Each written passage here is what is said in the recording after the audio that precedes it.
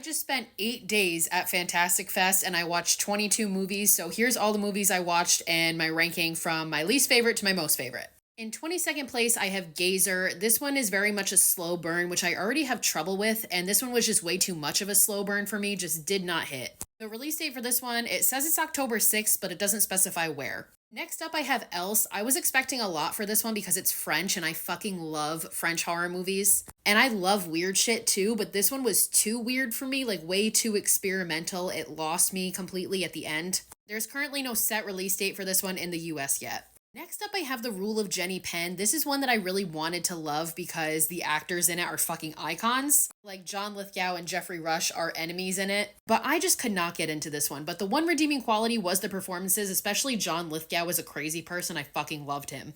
And this one's going to be released on Shudder sometime in 2025. Next up, I have Night Call. This is another French film, and it simply just wasn't what I was expecting. If you like action movies, you'll probably like this one. I just really am not a fan of that. This one released in France in August. Its US release is yet to be determined. Next up, I have Little Bites. This is another one that I really wanted to love because I love the actors in it, like Barbara Crampton's in it, Heather Langenkamp makes an appearance, and the performances in it are great, and all of the elements of the film are great. I just think the pacing was not as good as it could have been. This one is releasing on video on demand on October 4th. Next up is The Spirit of Halloween Town. This is like a documentary style movie about St. Helens, Oregon, where Halloween Town was filmed. There were parts of it that were cute. It was just kind of random and all over the place because it follows a lot of different stories. But I believe this one is currently streaming already on Disney Plus. It just came out a couple days ago.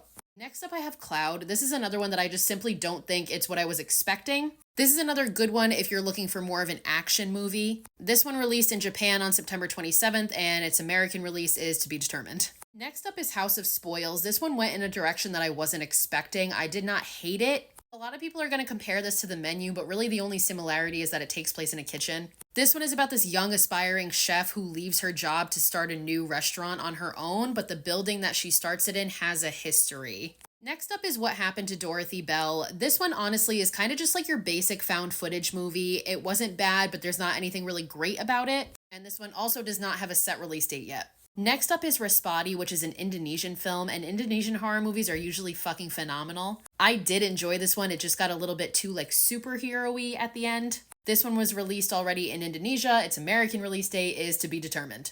Next up is Apartment 7A. This one is a prequel to Rosemary's Baby, and as somebody who is like a Rosemary's Baby hater, I actually found myself surprised by liking this movie. And this one released on September 27th on Paramount Plus, so you can go watch it now. Next up is The Severed Son. This is another one that surprised me because I historically am not a fan of folk horror. And that's what this one is, and I really enjoyed it, mainly because the main character in this movie is such a fucking badass, it's hard not to like it. This one also does not have a set release date yet.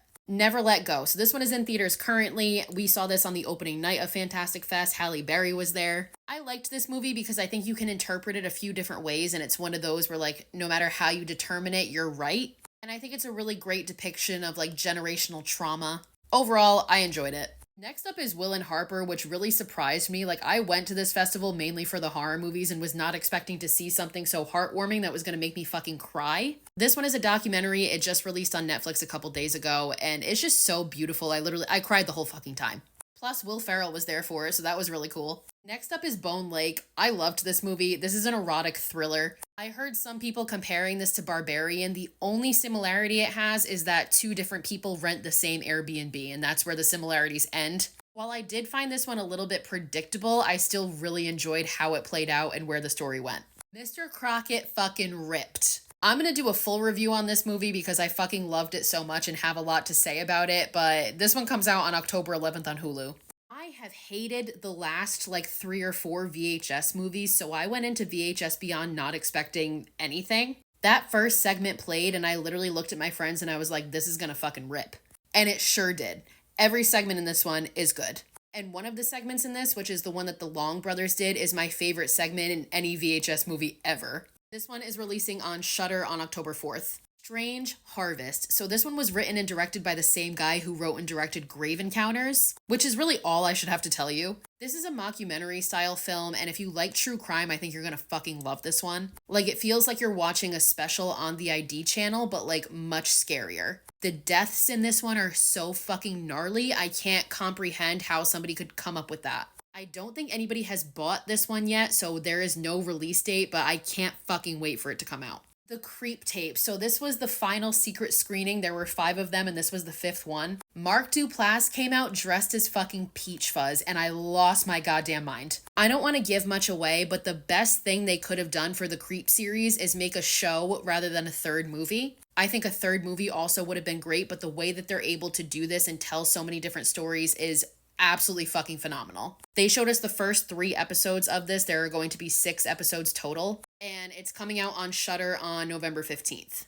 Daddy's Head. This one takes the cake for the movie that scared me the most in this festival. It's difficult to scare me, and this movie fucking did it. If you get scared by like Uncanny Valley or like Mimic type shit, which I do, this movie is gonna make you shit your pants. This one is also releasing on Shudder. It will be on there on October 11th. This was my most anticipated movie of the festival. This is literally why I went to Fantastic Fest. Terrifier 3. It was everything I could have imagined and more. It lived up to my expectations, absolutely. It also helps that I met the whole cast and crew before walking in, which was so fucking cool. I did a whole review on this one, but I can't wait to watch this movie again. And this one is releasing to theaters on October 11th. I went into this festival thinking Terrifier 3 was going to be my favorite movie I saw, but there was one movie that came out of left field and shook me to my core. And that movie is Heretic. Not only is this movie my favorite of the festival, as of this moment, this is my favorite movie of 2024 by like a landslide. No, I haven't seen The Substance yet. I'm seeing it tomorrow. I did a full review on this one too, but this movie blew me away and literally brought me to tears. It was fucking impeccable. And this one is releasing to theaters on November 8th.